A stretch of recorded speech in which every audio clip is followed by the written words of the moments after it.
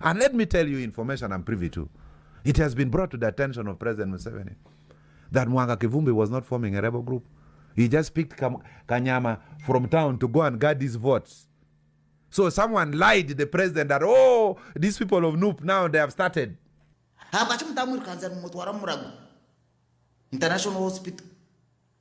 Alright, wetuukirira ssaawa zino eno ebya President Museveni abyongedde ddala okubeera nga byonooneka wali mu State House ate ye Janet Kataha Museveni addusiddwa mu America video ngikulizidde mu maaso awo abanyankole b'ekyanze bagambye nedda ndowooza video ng'etandika abasajja mu bawulidde n'ebirala bingi nnyo byenkulizidde mu maaso awo naye nga tetunagendayo nyongera okujjukiza video soko gimpereka like bw'omaze subscribinga wegetteko mu kutu gwe figura olunaku olwaleero nga bwe nkugambye omukulu omanyikiddwa nga Odongoto afuddeyo n'atabukira His Excellency Kaguta Museveni n'amugamba nti no ayina okwetereza afune intelligence emala bamukozesa ensobi okutta abaana ba Honorable Mwanga Kivumbi era information wa evidence zavuddeyo ziraga nti no bamuwa information enfu nga bagamba nti no abaana bali wa Mwanga Kivumbi bali ba rebel kyokka nga ate bali just ba mere bodyguards abali bazze okubeera nga bamukuuma era mu katambi ka Mwanga Kivumbi mumulaba yali mu nyumba nga takola ki nga tabitegera video ino soko gyerabireko ng'omukulu wabikunyonyola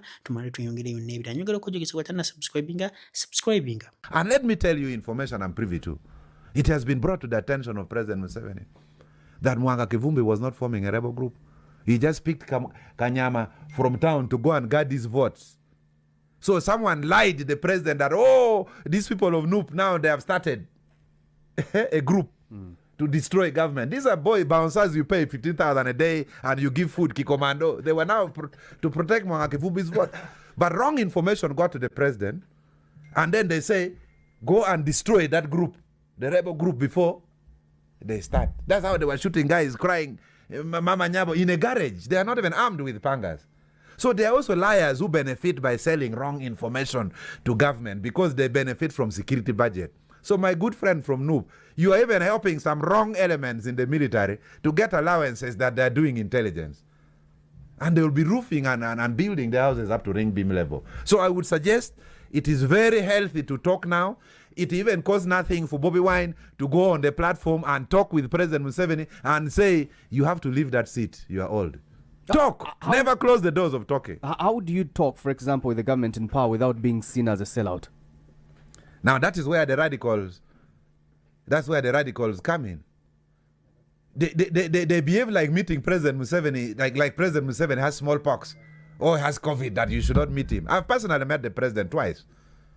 Is it meeting? If I can meet Joseph Kony, who cut people's lip, who put super glue on people's mouth, what is wrong with meeting President Museveni? And selling out for how much?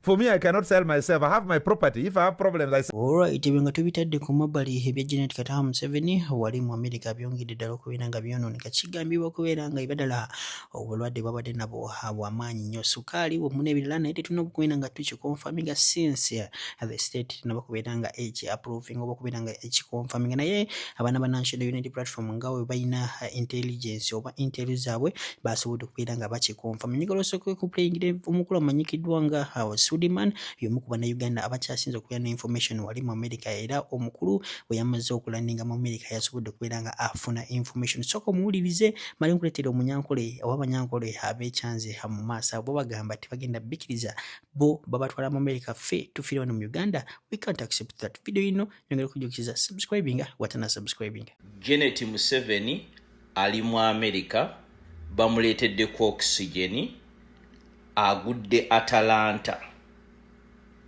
Bannayuganda ababeera mu Atlanta mutuyambeko. Tunoonya amalwaliro agalimu Janet oba eddwaliro eririmu Janet. Mutambule around malwaliro agasinga. Amalwaliro agasinga buuza VIP.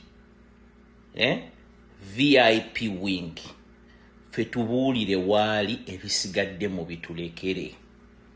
Twagala tumuzeeyo within hours addeyo e Mulago Hospital. Bannange mutuyambeko mutubuulire eddwaliro mwabali Atlanta mutambule amalwaliro limu ku limu batugambye gyagudde Atalanta twagala muzzaayo Mulago Hospital. Waliwo ennyonyi eyavudde e Uganda Gulfstream nejja straight. Naye naffe tukyanoonya location eyo. Janet olina okuddayo, tebajja kujjanjabira mu Amerika. Tebajja kujjanjabira mu Amerika. Ze bampita muzzukulu wa Sudi Lukwago. Jjajja wange bataata bange baafa nga baba banja bantu mmwe babawa ebintu byabwe eruweero nene bafa nga tebalina wadde n'ekikome. Ne mubeefuulira bantu mmwe muli babi tujja balwana mpaka. Tujja balwana mpaka. Ugandans mwebaka ki gano mwagategedde muzukuke mutambuze message sharing a message esoke ntukire ku family ya Museveni etandikire ku Museveni eze kuba warabe tashane patience Janet sawazo no sokoro butajurira naye katondo bwa aturide mu orukwe no komawo nawo njagara bawarabe bajuku ojurire oba tokomyewo ejja kusigara mu family yo. Janet ebiroka bibiri bishatu abirari mbuya no abira admitted abwembereza abira rumu kugira ngo some parts zezo mbiri zibe zitach connecting abari mu ICU nyechuro aremerirwe embera mbuya irwaro ryaremwa tuba mutwara Murago tina handa hiba mutwire basaziremo kumubonera enyonyi kumutwara Savannah Georgia neshangu mu USA ejesha Janet no hari habwa kimi njantu muntagi ngire patience muntagi ngire Natasha muntagi ngire Museveni aba bana bona bari mu makomera amu kwasire mukasibiro mu makomera abantu basimyaka mushanju bari mu chomi ezinizo shonge ezitwire nturwanira nibarwanira bakimusira karyanyu imwe abukure kiba banya Uganda baragamba ekikurimo mukakwata drone mukasindika drone zikabakira zikabateka nkai mukabateka umucumi peshe shoki mukawaza katute ka chachi waje ngo banya Uganda ntuzahira kwenda yoki Uganda kebonire buri kimwe cyo nakakirumu emirumo keriyo why are we going abroad nyoko himself I mean nyoko herself Janet Museveni tayosera kukigamba ngo abanya Uganda bwakintu tuzaheru kandi mu Uganda harimo emirumo Uganda ibonire show Museveni nagira ngo Uganda even though you are a fool you can survive in Uganda why are you going abroad? My question is, should I think Janet is a fool? Why is she taken to USA for medication? Yet Uganda is good. Yet Uganda has better services. Hospitals are there. Everything is there in Uganda. Why is she taken to abroad? Patience, Natasha, Museveni, abwachi Janet muhirembu ya mkamutwara mu USA.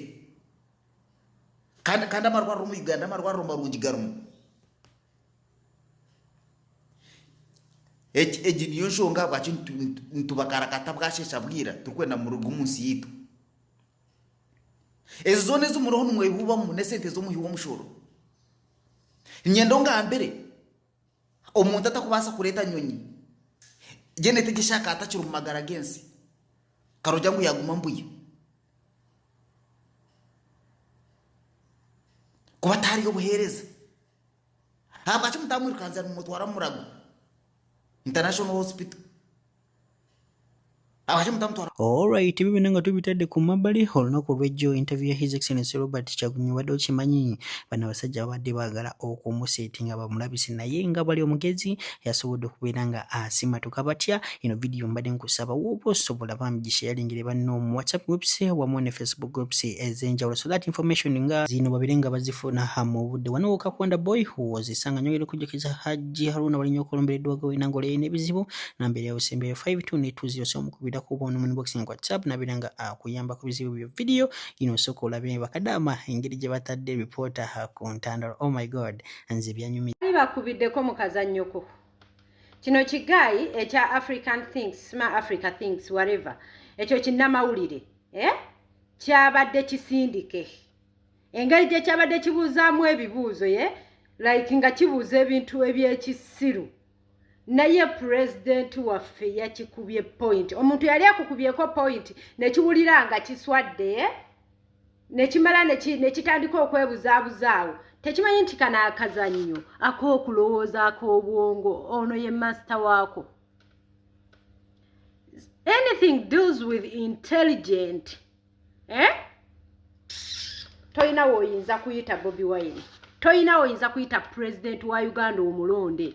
Kino kigayi kyabadde kisindike engeri gye kibadde kibuuzaamu ebibuuzo naye president waffe akizzeemu ebibuuzo ng'alika n'akiraga nti bannanga omusajja annyonnyodde ekisajja like omuntu yali akukubiddeko mu kazannyoko nekiwulira nga kiswadde. Omanyi ekintu eno regime kyesinga okumanya kyekyokuspendinga sente z'omuwi w'omusolo nga eziwa bannamawulire ngerawo olaweekola bu media bwe Uganda lwakuba bu media bwe Uganda twabuzingako dda nabwo ffe bannayuganda naye nga my president Sariot enkyukakyuka ejja baddiya nze ku kyendaba. Assalamu alaikum warahmatullahi wabarakatuh. Yenze Haji Arun omusomi w'edduwa asangibwe Bulumagi ku luguudo lw'Ejjinja nkola ku bintu ebyenjawulo ng'emuli endwadde zitawaanya abantu aba bulijjo. Nkola ku abo bonna abalina ebizibu mu mukwano. Bw'oba olina ebizibu mu mukwano jjangu gyendi neeyonera nsobole okumalira ensonga. Nkola ku mikisa egy'emirimu, nkola ku abo abaagala okugenda ebweru ng'okozesebwa amajiini, okozesebwa Saitran, ebyo byonna mbikolako. Osobola okukozesa ennamba z'olaba ku screen